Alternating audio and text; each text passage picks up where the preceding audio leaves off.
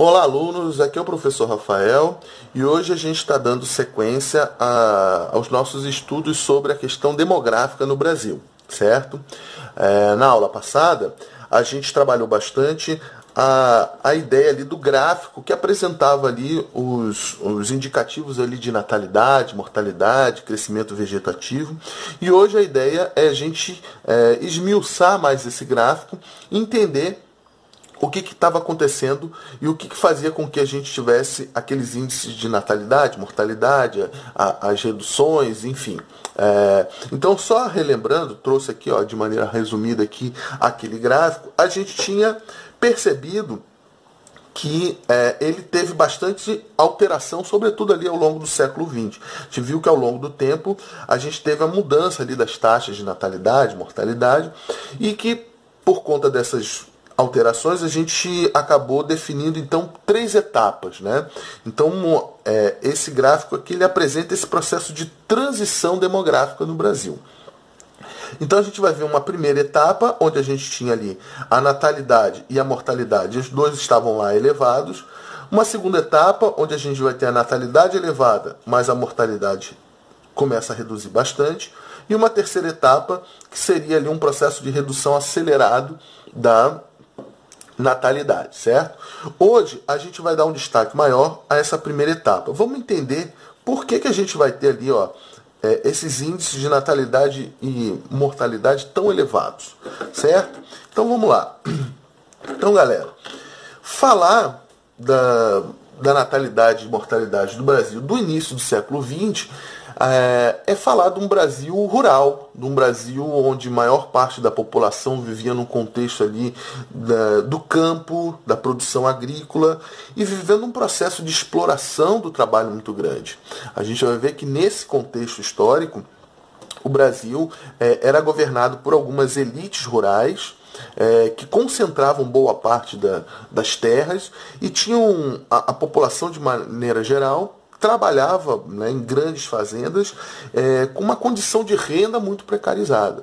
Era o período ali que a gente chama na história de República Velha, onde esses grandes, né, latifundiários eram conhecidos como os coronéis, que exerciam, né, toda uma intimidação, né, toda uma dinâmica ali de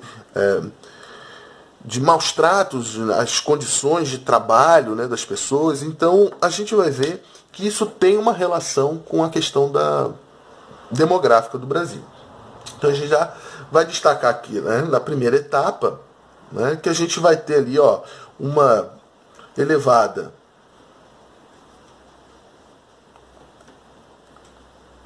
natalidade e também uma mortalidade elevada.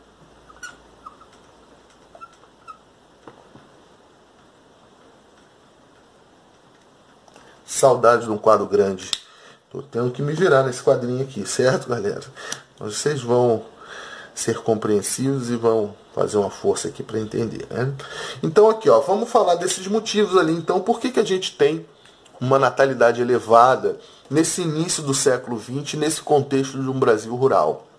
Então, como a gente estava falando, a condição de renda e a exploração do trabalhador era algo gritante, né? Então as famílias tinham uma prática de ter muitos filhos, na medida em que esses jovens, né, desde muito cedo, né, as crianças ali na passagem ali da infância para a adolescência, já iam trabalhar com os pais, era um tipo de trabalho que não exigia tanta qualificação, né, o trabalho rural. Então bastava o cara aguentar uma enxada que ele estava pronto para o trabalho. Então a ideia de ter muitos filhos era uma forma de ajudar a compor a renda da família.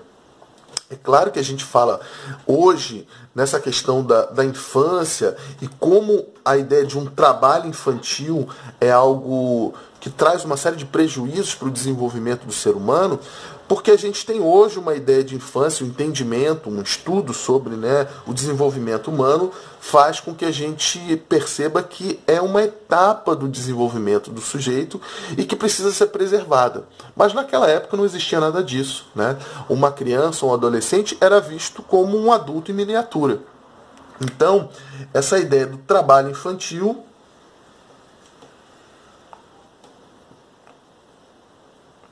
infelizmente, era uma realidade.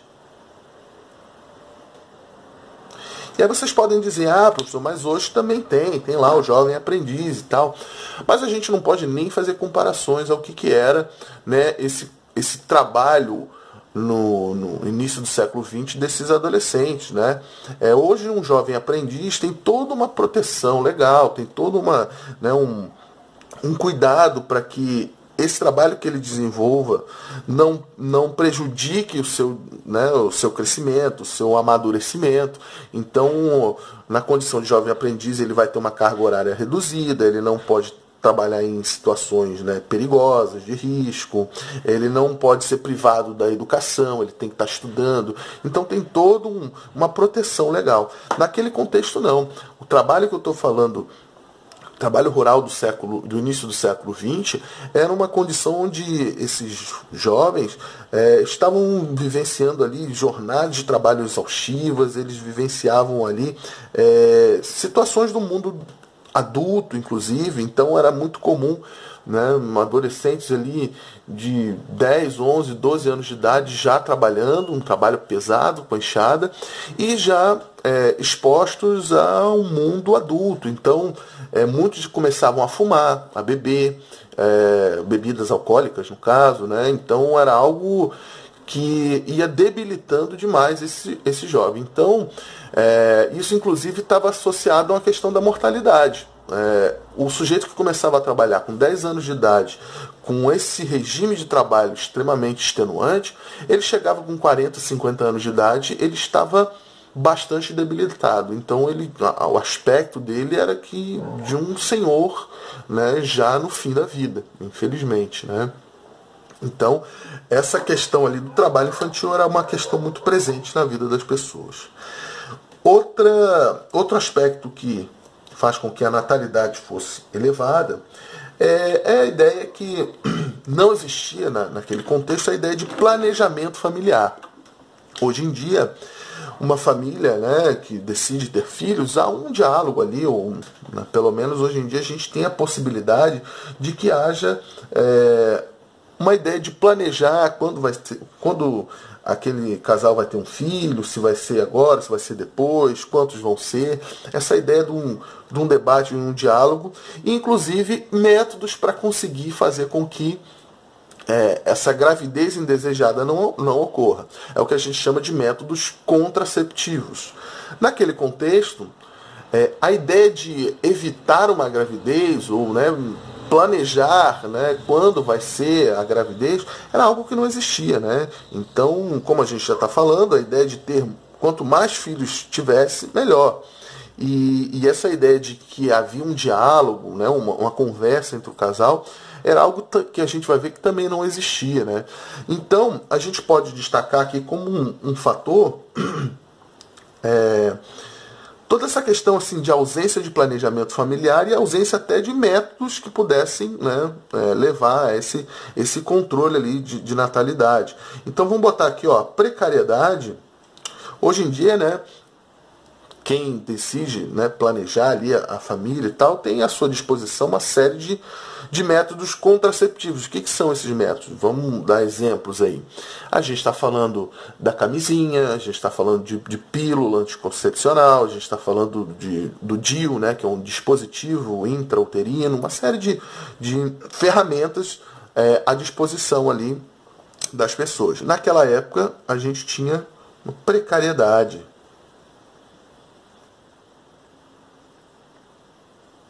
Então, a precariedade de métodos contraceptivos. Só para vocês terem ideia, né, por exemplo, a camisinha, o uso comercial dela é do final dos anos 30, ali 1938, 39, nos Estados Unidos. Aqui no Brasil ela vai chegar só depois. O uso dessa ferramenta, ela vai chegar só depois de meados do século XX mesmo. Né? Então, a ideia de métodos contraceptivos não existia. Se a gente fosse falar em camisinha, olha que coisa bizarra. Existiam, né, isso é já bem antigo, né, tem registros disso desde do Egito Antigo, Métodos, na realidade, era muito mais para evitar doenças contagiosas, né, as DSTs e tal, mas se utilizava, por exemplo, colocavam no órgão genital masculino parte, né, um pedaço de tripa de animais, inclusive, para fazer ali se preservar de contaminação de doenças. Mas era algo que, no contexto do dia a dia ali, a ideia de planejamento familiar, esse tipo de camisinha, né, pré-histórica lá não fazia sentido nenhum, né, não acontecia. Então vamos lá. Precariedade dos métodos contraceptivos.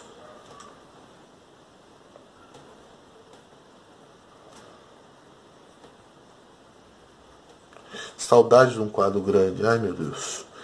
Vamos lá. Vamos falar de outro fator, então. Falamos do trabalho infantil, essa ideia de planejamento familiar e precariedade dos métodos contraceptivos. Um outro fator que a gente, né, quando a gente está falando, dando essa aula lá presencialmente, o pessoal sempre fala, na época não tinha televisão, faz uma brincadeira nesse sentido. Mas a gente pode destacar, né, claro que essa ideia de televisão é brincadeira, mas a gente destacar a ausência, né, de opções de lazer, de espaços de sociabilidade, também pode ser, né, destacado aqui como um dos fatores. Talvez não seja o principal fator, mas vamos destacar aqui essa ideia de que as pessoas viviam isoladas no campo, então o cara trabalhava o dia inteiro na roça, quando voltava para casa ele não tinha opções de lazer mesmo, então ele não tinha espaço de sociabilidade, o vizinho mais próximo estava a 3 quilômetros de distância, o cara chegava, não tinha luz elétrica, era uma luz de lampião, 5, 6 horas da tarde já estava tudo escuro, né? Ele numa casinha dele com a esposa e com os filhos. Isso fazia com que tivesse uma falta, né? Não existia, né, como a gente falou, espaço de sociabilidade. Tá? Hoje em dia a gente até agora está vivendo esse momento aí de isolamento, a gente tem à nossa disposição ali séries para ver nos canais lá de Netflix, coisas da vida, a gente pode ler um livro, a gente pode escutar uma música e tal. Naquele contexto não existia nada disso. Então, falta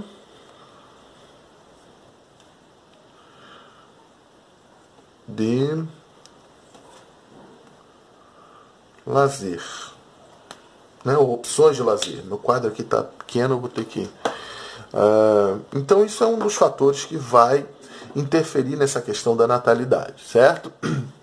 E um outro fator, talvez o último fator aqui que a gente não pode deixar de destacar é o papel social das mulheres naquele contexto. Qual que era o papel social da mulher no início do século XX, no contexto rural, né, vivendo naquele ambiente, como a gente já destacou, inóspito, né, vivendo lá na roça? Qual era o papel social da mulher? Ela podia estudar, vislumbrar, trabalhar, sei lá, ter uma carreira profissional, né, pensar em projeções, né, de como seria a vida dela se ela estudasse, se ela fizesse outras escolhas. Isso a gente vai ver que isso não é possível. Era uma realidade negada às mulheres, o que era algo muito triste, né? A gente tinha as mulheres vivendo numa condição ali de,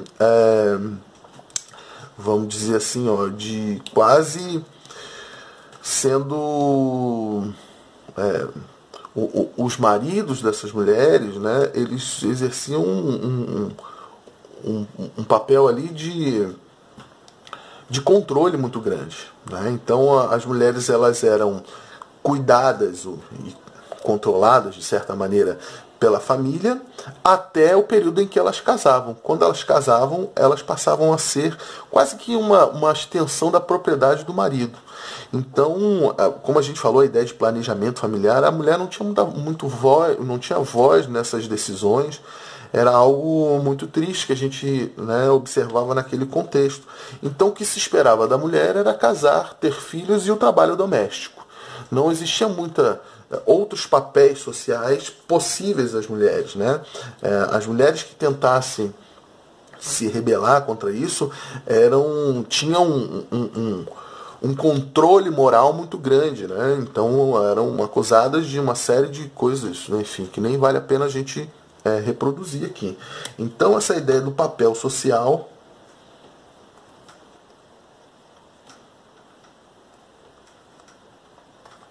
restrito das mulheres. Eu não estou dizendo que ser dona de casa, cuidar de filhos e da família seja algo ruim em si, não, de maneira nenhuma, né? O aspecto negativo desse processo é que isso não era fruto de uma escolha da mulher, não era um fruto de uma escolha do casal.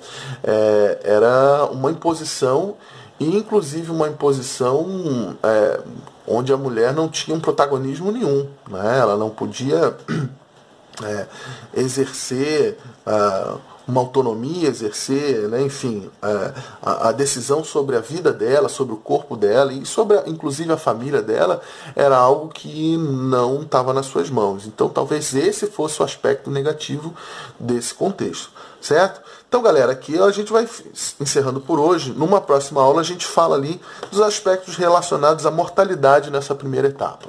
Beleza? Grande abraço.